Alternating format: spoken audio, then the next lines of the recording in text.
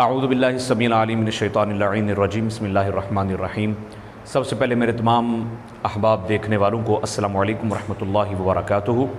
آپ دیکھ رہے ہیں میرا یوٹیوب چینل اور میں محمد اویس قادری اسلمی۔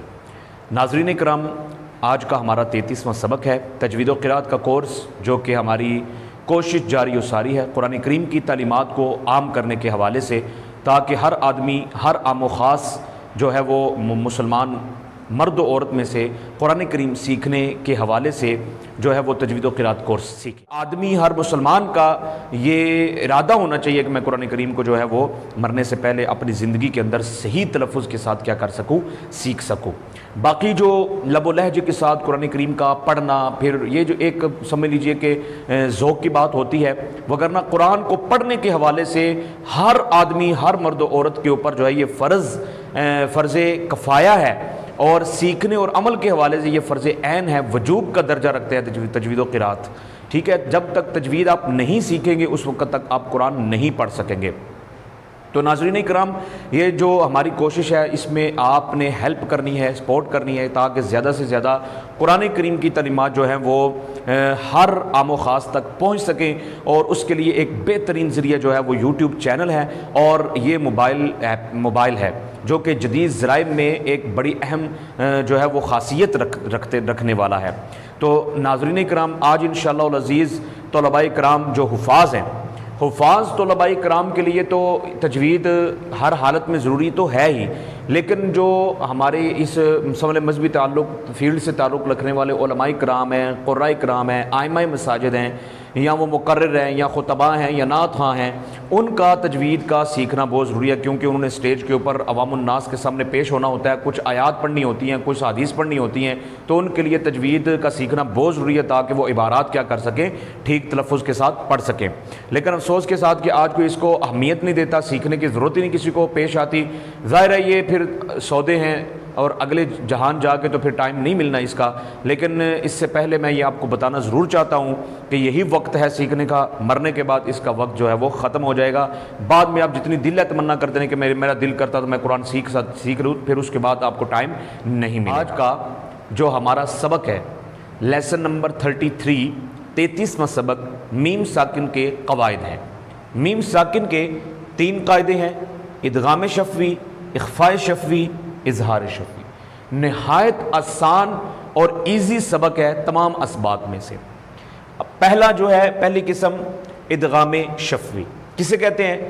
کہتے ہیں میم ساکن کے بعد دوسری میم آ جائے تو پھر دوسری میم کو پہلی میم میں کیا کر دیں گے؟ ملا دیں گے۔ میم ساکن کے بعد دوسری میم آ جائے تو میم ساکن جو پہلی میم ساکن ہے اس میں دوسری میم کو کیا کر دیں گے؟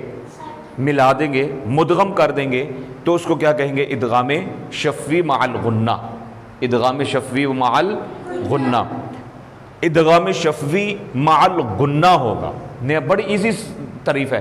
میم ساکن کے بعد دوسری میم آ جائے تو پہلی میم کو دوسری میم میں کیا کر دیں گے؟ ملا دیں گے، گنہ کریں گے، تو اس کو کیا کہیں گے؟ ادغام شفوی مع الغنہ۔ جیسے کہ فہم مقمحون، فہم مقمحون۔ اب ہم میں پہلی میم اور دوسری میم، پہلی میم ساکن، دوسری متحرک، تو پہلی میم کو دوسری میم میں کیا کر دیں گے؟ مدغم کر دیں گے، ملا دیں گے، تو اسے کیا کہیں گے؟ ادغام شفوی مع الغنہ۔ دوسری قسم ہے اخفاء شفوی۔ کسے کہتے ہیں؟ کہتے ہیں میم ساکن کے بعد حرف با آ جائے تو میم ساکن میں اخفاء شفوی ہوگا۔ اگر میم ساکن کے بعد کون سا حرف آ جائے؟ با، تو وہاں پر کون سا قاعدہ لگے گا؟ اخفاء شفوی کا قاعدہ لگے گا۔ جیسے کنتم بہ، کنتم بہ، ٹھیک ہے۔ اب میم ساکن کے بعد با آ گیا ہے تو میم ساکن کے بعد با آ جائے تو وہاں پر اخفاء شفوی کا قاعدہ لگے گا، اخفاء شفوی کا، تو وہاں پر آپ نے یہ قاعدہ اخفاء شفوی کا لگانا ہے۔ تیسرے نمبر پہ آ گیا اظہار شفوی، میم ساکن کے بعد حرف با اور میم کے علاوہ۔ پہلا ہے قاعدہ کہ حرف میم ساکن کے بعد میم آ جائے، دوسرا قاعدہ ہے میم ساکن کے بعد با آ جائے۔ تو اب تیسرا اظہار شفوی کیا ہے کہ اگر میم ساکن اور با کے، میم ساکن کے بعد میم اور با کے علاوہ، یعنی میم اور با 2 حرفوں کے علاوہ باقی 27 حروف میں سے کوئی بھی حرف آ جائے تو وہاں پر کیا ہوگا؟ اظہار شفوی ہوگا۔ میم ساکن میں اظہار شفوی ہوگا، جیسے لم یلد۔ اب یاد رکھیں بات آپ نے صرف اتنی یاد رکھنی ہے، پہلی قسم ادغام شفوی ہے کہ تو غنہ کریں گے، میم ساکن کے بعد میم آ جائے تو وہاں پر غنہ ہوگا، اس طرح اخفاء شفوی میں بھی غنہ ہوگا۔ لیکن تیسری جو صورت ہے، تیسری قسم ہے اظہار شفوی کی، اس میں کسی قسم کا کوئی غنہ نہیں ہوگا، جیسے لم یلد، لم یلد ولم یولد، تو وہاں پر غنہ نہیں ہوگا۔ ٹھیک ہے ناظرین اکرام، طلباء اکرام حفاظ، آج ہمارا جو ہے وہ لیسن نمبر 33 جو ہے وہ کمپلیٹ ہوا۔